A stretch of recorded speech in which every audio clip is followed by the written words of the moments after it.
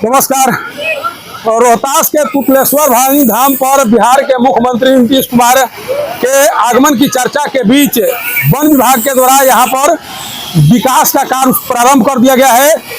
तुतला भवानी धाम पर जो हैगिंग पुल बनाया गया है, उस हैगिंग पुल को रिपेयरिंग करने का काम चल रहा है। किस तरह से जोर शोर से यहाँ पर मुख्यमंत्री के संभावित आगमन को लेकर कार्य किया जा रहा है। हालांकि अभी आधिकारिक तौर पर इसकी पुष्टि नहीं हुई है, लेकिन जैसे ही जानकारी सामने आई, उस जानकारी के बाद वन विभाग के द्वारा यहाँ पर जो विकास के काम है उसे प्रारंभ कर दिया गया है। यहाँ पर जो सड़कें हैं उसको भी बनाया जा रहा है, जो पथ है उसकी मरम्मती हो रही है, और जो बोर्ड लगाए गए हैं वहाँ पर भी जो भी गाइडलाइन है उसको लिखने का प्रयास किया रहा है। सामने में जो वहाँ पर बोर्ड लगाए गए हैं वहाँ पर किस तरह से एक तरह से गाइडलाइन बताया गया, लिखा गया है कि क्या करना है, किस तरह से आपको कुंड में उतरकर स्नान करना है।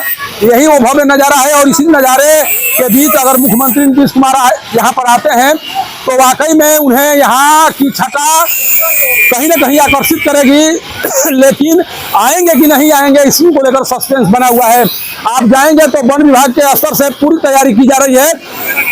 जो सड़क है उसकी मरम्मती का कार्य चल रहा है। ये जो हैंगिंग पुल है यहाँ पर किस तरह से देखिए जीर्णोद्धार का काम चल रहा है। यहाँ पर चूंकि जो हैंगिंग पुल वन विभाग के द्वारा बनाया गया है, यहाँ के पर्यटकों के लिए काफी आकर्षण का केंद्र ये बना रहता है, और इस पर आकर कोई भी पर्यटक जब इस पर आता है एक पल बिताने की कोशिश करता है, किस तरह से एंजॉय करता है। जब कोई यहाँ आएगा तब आपको पता चलेगा, या फिर यहाँ पर जब आएंगे तब पता चलेगा। लेकिन किस तरह से देखिए यहाँ पर जो पुल बनाए गए हैं, हैंगिंग पुल बनाए गए हैं, इसको पूरी तरह से मरम्मत करने का कार्य प्रारंभ हो चुका है।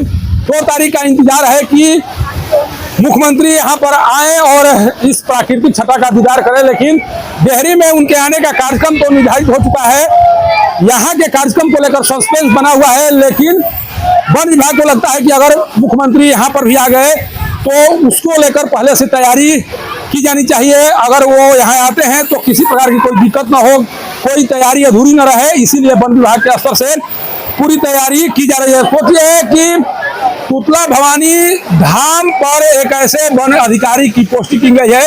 अमित कुमार नामक एक वन अधिकारी है जो इस धाम के विकास के लिए जीते हैं, इस धाम के विकास के लिए ही मरते हैं। उनकी कोशिश रहती है कि किसी तरह से इस धाम को इस तरह से विकसित किया जाए ताकि जो पर्यटक आए उनका ध्यान यहाँ पर आकृष्ट हो सके। लेकिन उनकी जो क्षमता है उस क्षमता के हिसाब से ही वो यहाँ पर कार्य कर रहे हैं, क्योंकि उनका दायरा सीमित है। इस सीमित दायरे के बाद भी उनके द्वारा जिस तरह से काम किया जाता है, जिस तरह से पर्यटकों के साथ व्यवहार किया जाता है, लोगों को बताने का कार्य किया जाता है कि किस तरह से यहाँ पर आपके लिए सुविधाएं हैं। लेकिन सबसे बड़ा सवाल है कि जो यहाँ के अधिकारी हैं, जो बड़े अधिकारी हैं, जो यहाँ के प्रतिनिधि हैं, उनके स्तर से कब इस धाम के विकास को लेकर प्रयास शुरू किया जाएगा। जब एक अधिकारी इस धाम के विकास को लेकर लगातार कार्य कर रहा है, लगातार वो स्वप्न देख रहा है, जिस स्वप्न के तहत तुतला भवानी धाम कुछ इस तरह से हो जहाँ पर आने के बाद लोग पल भर के लिए सुकून महसूस कर सकें, तो फिर यहाँ के प्रतिनिधि इस तरह के कार्य क्यों नहीं कर रहे हैं? क्यों उस अधिकारी के कदम से कदम मिलाकर कार्य उन लोगों के द्वारा नहीं किया जा रहा है? अगर वाकई में प्रतिनिधियों के स्तर से इस धाम के विकास को लेकर काम कर दिया जाता तो रोहतास का यह नज़ारा कुछ और तरह से दिखाई पड़ता। मुख्यमंत्री के आगमन का इंतजार है। अगर मुख्यमंत्री यहाँ पर आते हैं तो वाकई में तुतला भवानी का जो नज़ारा होगा, उस नज़ारे को देखने के लिए न केवल अपने देश बल्कि विदेशों से लोगों का आने का सिलसिला यहाँ पर शुरू हो जाएगा। तुतलेश्वर भवानी धाम से पब्लिक न्यूज के लिए सत्येंद्र चौबे की रिपोर्ट।